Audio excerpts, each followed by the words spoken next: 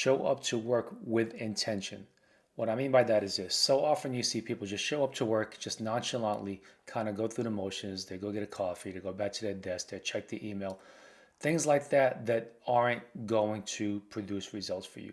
So what I suggest is you do these couple of minor little changes. Okay, you don't have to work harder, you don't have to work more. As a matter of fact, you could probably work less and be even more productive.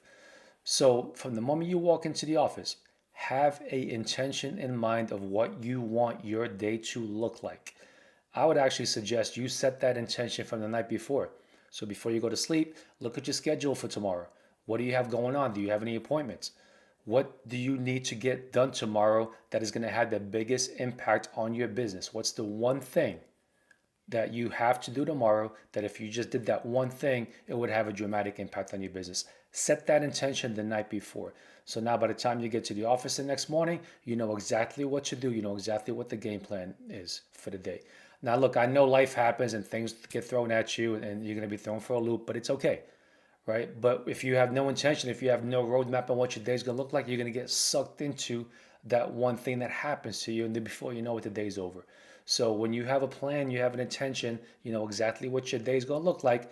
Those little things happen, boom, you deal with them, you get back on track, and you do what you're supposed to do. So the first thing is set an intention every single day. Next thing I want you to do is minimize the number of distractions. What I mean by that is turn off your cell phone. No Instagram, no social media, turn it all off. Okay, nothing is going to happen that can't be dealt with after you're done with your lead generation, right? So if you're gonna make calls or whatever you're gonna do, send out mailers, write out postcards, whatever you do for lead generation, block out that time, an hour, 2 hours, or 3 hours first thing every single morning, and do nothing else. So turn off your cell phone, turn off your email, turn off everything, close out the world, and then focus strictly on that. I've seen agents double and triple their business just by turning off their cell phone during lead gen time. So minimize distractions and focus on your lead gen when you're supposed to be lead generating. And then finally, you have to have a deliberate, strategic, and consistent approach to your leads. What I mean by that is, who are you going to call? Right? If you show up to work and you're like, okay, well, one day you call expires, next day you call Fizbos, one day you don't know who to call, that is just a time suck. So know exactly who you're going to call. I would recommend having a checklist. I call this your daily lead progression. So from the moment you walk in, okay, first thing I'm doing is at 8 a.m., I'm calling brand new expireds. As soon as I'm done with those, I'm calling yesterday's expireds.